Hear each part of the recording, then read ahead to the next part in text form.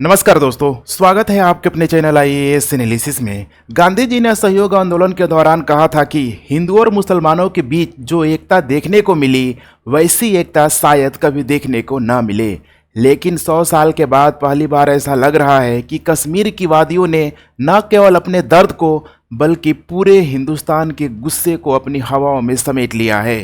पहलगाम आतंकी हमला ने पूरे देश को रुलाने के साथ ज्वाला भड़काने का काम किया है, लेकिन इतनी बड़ी घटना स्थानीय समर्थन के बिना संभव नहीं था और यह सब बात हम सभी को और हमारे कश्मीरी भाइयों को भी पता है, क्योंकि इतने बड़े पैमाने पर आतंकी हमला बिना किसी स्थानीय सहयोग के नहीं हो सकता।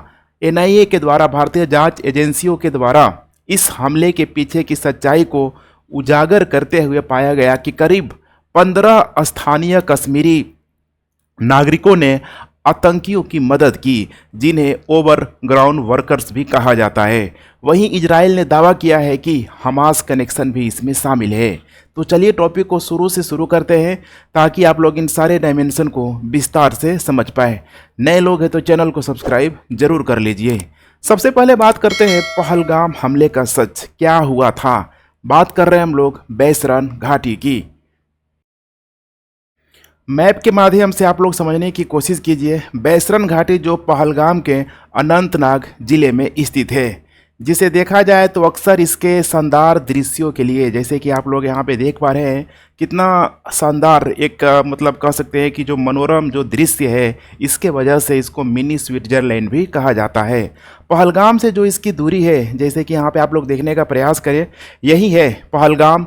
और पहलगाम के पास यहीं पे आपको देखने के लिए मिल जाएगा पोनी राइड। तो ये जो इलाका है, यहीं से लोग क्या करते हैं, पोनी राइड लेते हैं और यहाँ पे ऐसे टर्न लेते हुए देख पा रहे हैं, यहाँ पे यू टर्न लेते हुए यही है बैसरन रोड। क्योंकि इतना ये दुर्गम इलाका है कि यहाँ पे कोई गाड़ियाँ वगैरह नहीं चलती है, तो पोनी राइड के माध्यम से ऐसे जो भी यहाँ पे देख पा रहे हैं ग्रीन लाइन, ऐसे करके ये लोग यही है आपको देखने के लिए मिल जाएगा बैसरन घाटी। यही जो इलाका है आपका बेहद ही शानदार है, पूरी तरीके से हरी भरी घास, मतलब पूरा ग्रीनरी इलाका है।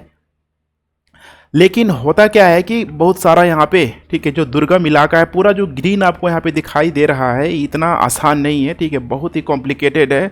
खुद आप अंदाज़ा लगा सकते हैं कि बिना पोनी राइड के बैसरन घाटी पे पहुंचना मतलब समझिए कि इम्पॉसिबल के बराबर है। लेकिन यही है खूबसूरत दृश्य की वजह से देखा जाए तो बहुत सारे जो सैलानी है, बहुत सारे जो टूरिस्ट हैं यहाँ पे खींचे चले आते हैं। तो यहीं पे आपको देखने के लिए मिल जाएगा। इधर कुछ रिवर है, जैसे कि झेलम की सहायक नदी आपको इधर देखने के लिए मिल जाएगी। कई सारी जो पहाड़ी नदियाँ हैं जो जाके फाइनली बड़े बड़े नदियों में मिल जाती है। तो यहाँ पे आप लोग देख पा रहे हैं। इसके अलावा अगर हम लोग देखें आसपास तो पूरा आपको पहाड़ देखने के लिए मिलेगा, जो कि इसकी खूबसूरती में पूरी तरीके से चार चांद लगाता है। बहरहाल आप लोगों को जानकर आश्चर्य होगा कि बैसरन घाटी को घटना से महज 2 दिन पहले ही टूरिस्टों के लिए खोला गया था। इसे आमतौर पर जून में ही पर्यटकों और अमरनाथ तीर्थयात्रियों के लिए खोला जाता है और केंद्रीय गृह मंत्री अमित शाह के द्वारा भी कहा गया है कि पुलिस की मंजूरी के बिना इस इलाके को कैसे खोल दिया गया। हालांकि इसको लेके सवाल तो बनता है, लेकिन इसका दूसरा जो पक्ष भी है, जैसे कि जो पोनी एसोसिएशन के जो अध्यक्ष है अब्दुल्ला के द्वारा बोला गया कि जो बैसरन जो घाटी है, देख पा रहे हैं, ये जो बैसरन घाटी है पूरे साल यहाँ पे खुली रहती है। जब बर्फ़ हो गिरती है, ठीक है, तब भी ये खुली रहती है, जब बारिश होती है तब भी खुली रहती है, मतलब सालों भर ये खुली रहती है। पर्यटक यहाँ पे पूरे साल भर आते रहते हैं। किसी भी वक्त टूरिस्ट मतलब देखा जाए तो बैसरन घाटी का आनंद ले सकते हैं। कांग्रेस पार्टी के द्वारा भी इसको यहाँ पे बोला गया कि इसमें कोई ऐसा मतलब नहीं था कि भाई इसको सिर्फ अमरनाथ यात्रा के समय ही सिर्फ और सिर्फ जून के महीने में खोला जाता है, सालों भर ये खुला रहता है। अब इसको लेके तो जांच का विषय है, कंट्रोवर्सी इसमें आ रही है, चलनी चाहिए, लेकिन इसमें देखा जाए तो कई सारे मैंने मीडिया चैनलों को यहाँ पे देखा, कुल मिला के यही था कि ये जो बैसरन घाटी है सालों भर खुली रहती है। देखा जाए यहाँ पे तो बहरहाल 2 दिनों में 100 से ज़्यादा, जैसे कि आप लोग यहाँ पे देख पा रहे हैं, बड़े मात्रा में यहाँ पे 100 नहीं बोलेंगे, मतलब मोर देन 1000, मतलब जैसे 22 को ये घटना हुआ और 20 को ये इसको मतलब ओपन किया गया और बहुत सारे लोगों को मानना है कि सालों भर ओपन रहता है। खैर यहाँ पे घटना से 2 दिन पहले देखा जाए तो मोर देन 1000 जो टूरिस्ट यहाँ पहुँच गए थे। इसका मतलब यहाँ पे साफ साफ जाहिर हो रहा है कि आतंकवादियों को पहले से पता था। ऐसे में एनआईए को यहाँ पे शक है कि बिना किसी लोकल सपोर्ट के प्री प्लानिंग के साथ अंजाम देना इतनी बड़ी घटना को संभव नहीं था। इस हमले ने न केवल स्थानीय लोगों को बल्कि पूरे देश को झकझोर के रख दिया है, जिसकी वजह से सार्वजनिक आक्रोश देखने को मिल रहा है। अंतर्राष्ट्रीय स्तर पर भी इसकी कड़ी निंदा की जा रही है। जांच में सामने आया गया है, जैसे मैंने बताया कि 15 जो लोकल जो लोग हैं, स्थानीय लोगों को यहाँ पे आतंकियों ने, या फिर कह सकते हैं 15 जो लोकल लोग हैं, ठीक है, 15 लोकल लोगों के द्वारा ही यहाँ पे आतंकियों को विभिन्न तरीके से मदद किया गया है, जिसमें देखा जाए तो लॉजिस्टिक पार्ट हो गया, लॉजिस्टिक सपोर्ट हो गया, वेपन्स की आपूर्ति हो गया, इसके अलावा सुरक्षा बलों की तैनाती की जानकारी कहाँ कहाँ पे कौन कौन, ठीक है, सिक्योरिटी यहाँ पे कहाँ मौजूद है। इसके अलावा देखा जाए तो सुरक्षित रास्तों का पूरी तरीके से प्रबंधन शामिल था। अब आइए हम लोग यहाँ पे नेक्स्ट बात करते हैं, कश्मीर का वर्तमान सामाजिक परिदृश्य क्या है। देखिए, कश्मीर की जो अधिकांश जो आबादी है शांति, रोजगार और शिक्षा चाहती है। लोग अमन और तरक्की की राह पर चलना चाहते हैं, और खासकर धारा 370 हटने के बाद अल्पकाल के लिए तनाव की स्थिति जरूर पैदा हुई थी, लेकिन जल्द ही कश्मीर को समझ में आ गया कि हिंदुस्तान उनके लिए कितने मायने रखता है। उनकी आर्थिक स्थिति में कुछ ही सालों में काफ़ी सुधार आ गया था। अब यहाँ पे देखेंगे तो क्योंकि एक ही समाज में कई तरह के यहाँ पे लोग रहते ही रहते हैं, सारे कश्मीरियों को पूरी तरीके से गलत ठहराना ये मतलब बिल्कुल ये गलत है।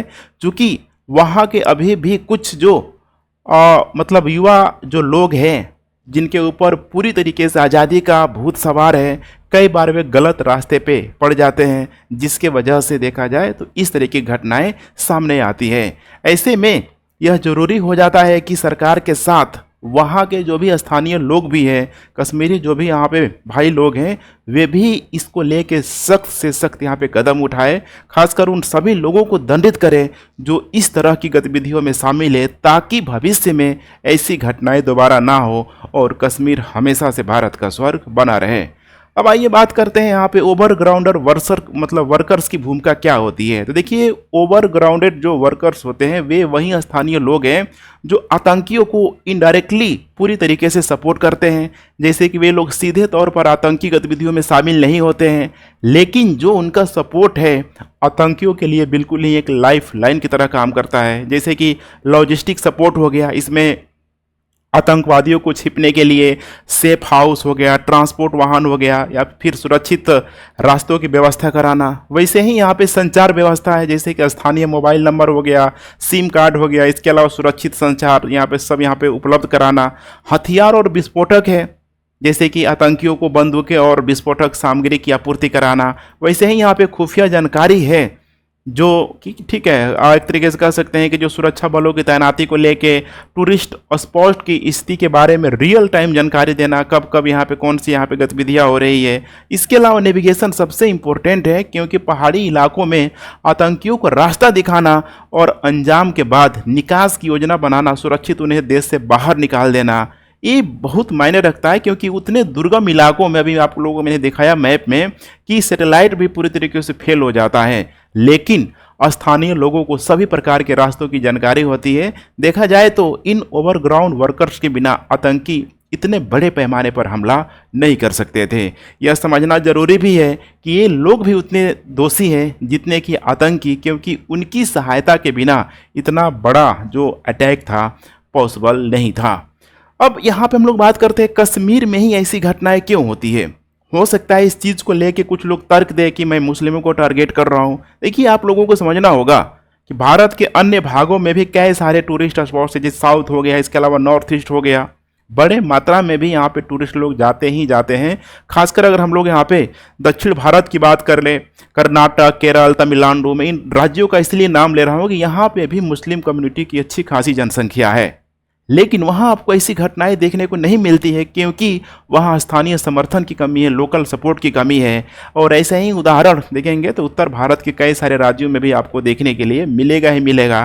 तो आई होप ये अपने आप में चिंताजनक विषय है कि आखिर जो भी एक्टिविटी हो रहा है, टेररिस्ट एक्टिविटी हो रहा है, कश्मीर में ही क्यों हो रहा है।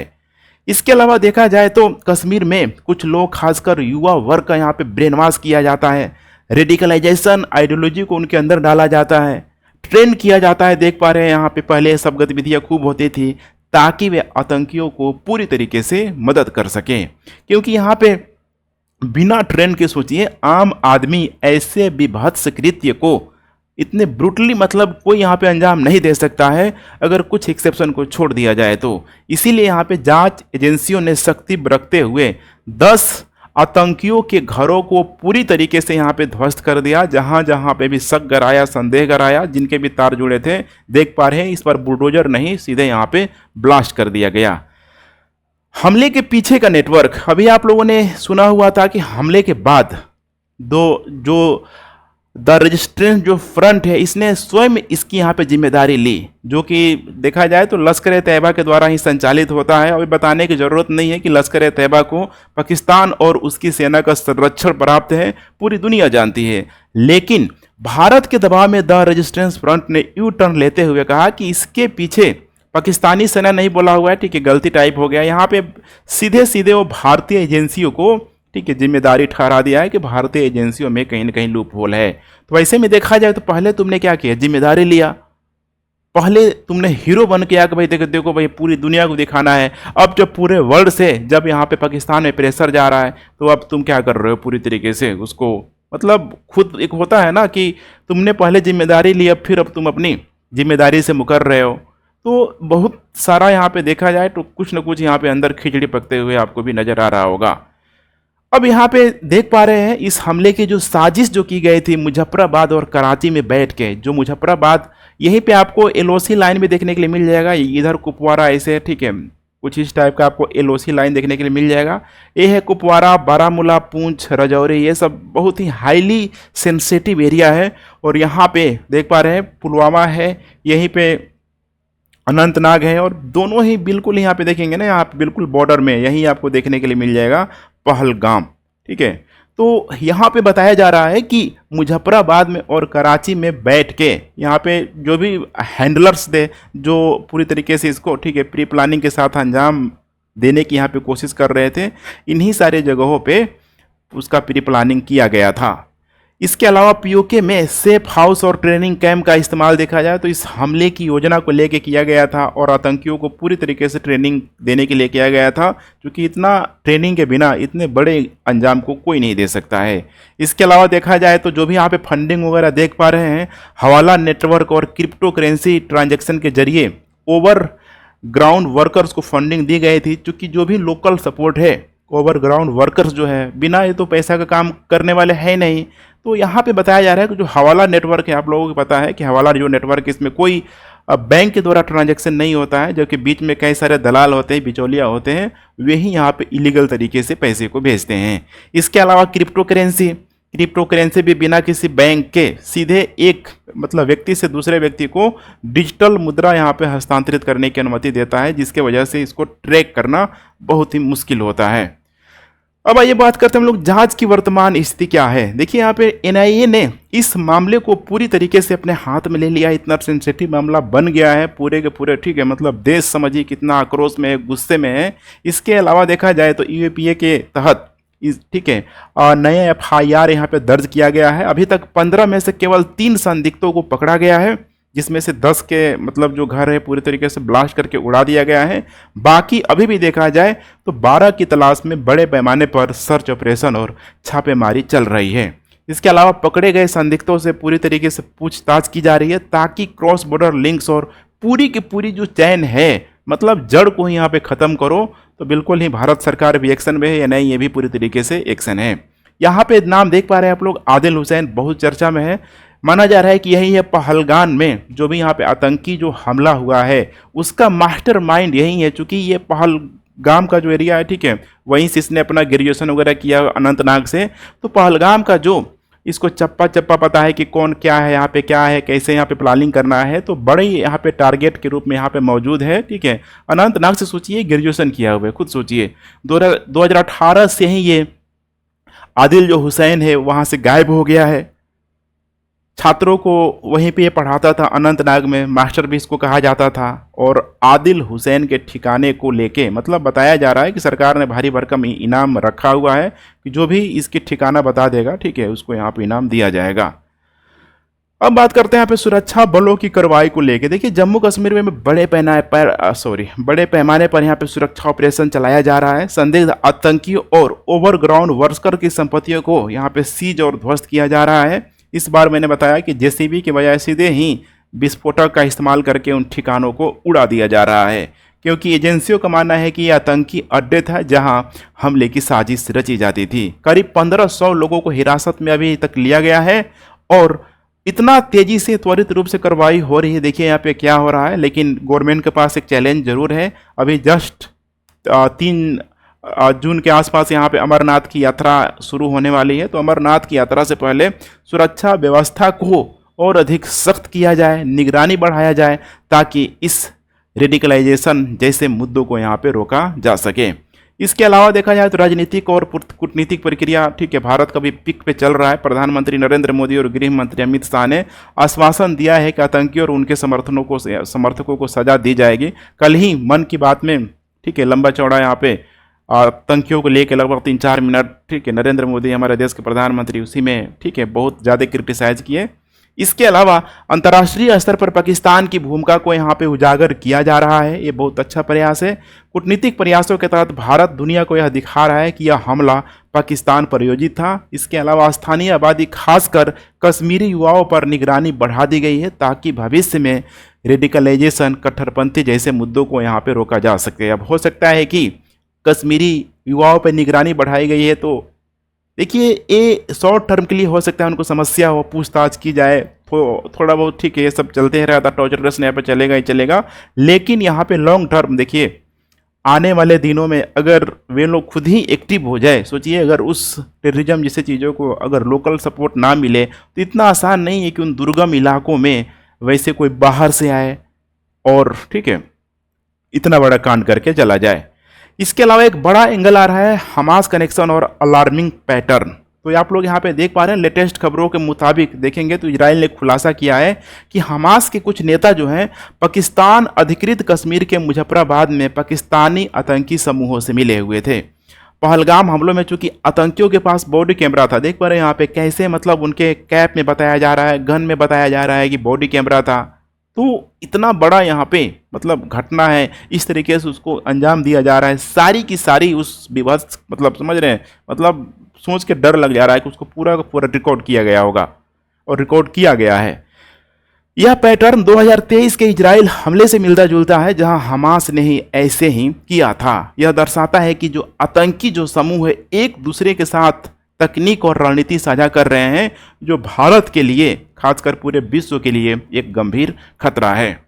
अब बात करते हैं यहाँ पे क्यों है इतना चिंताजनक। देखिए पहलगाम हमला जो है एक खतरनाक पैटर्न को दर्शाता है। इजराइल देख पा रहे हैं, अभी हमने देखा था, अगर स्थानीय समर्थन के जरिए विदेशी आतंकी इतनी कुशलता से काम कर सकते हैं तो हमारी आंतरिक और बाह्य सुरक्षा के लिए गंभीर चुनौती बनता ही बनता है।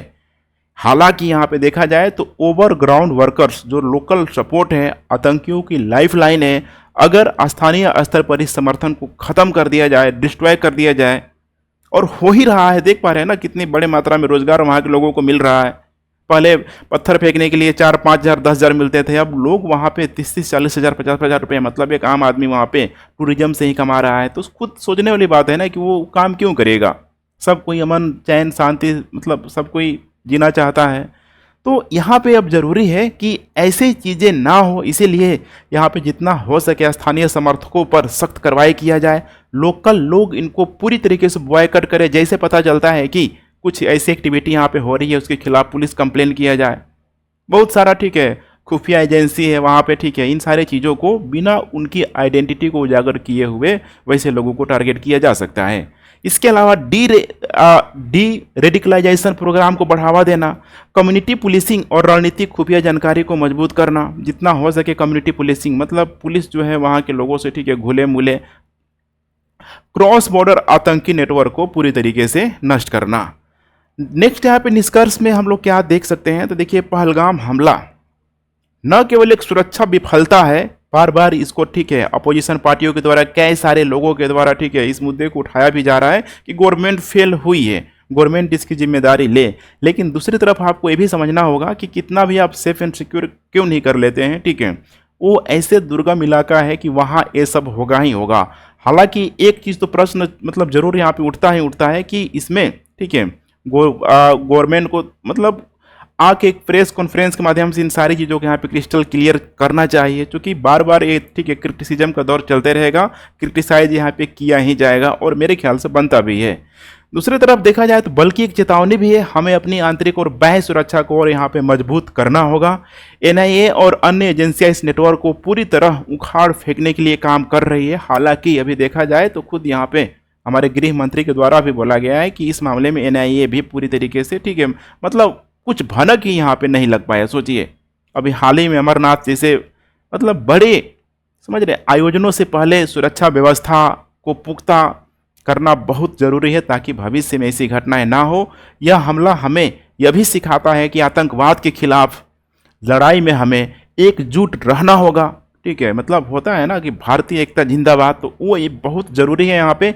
जब तक वो चीज़ नहीं आएगा फिर समस्या होती ही रहेगी, चाहे वह स्थानीय स्तर पर या फिर अंतर्राष्ट्रीय स्तर पे सब कोई साथ मिल के लड़ेगा, तभी जाके एक सुरक्षित और खुशहाल और सेफ भारत बन पाएगा।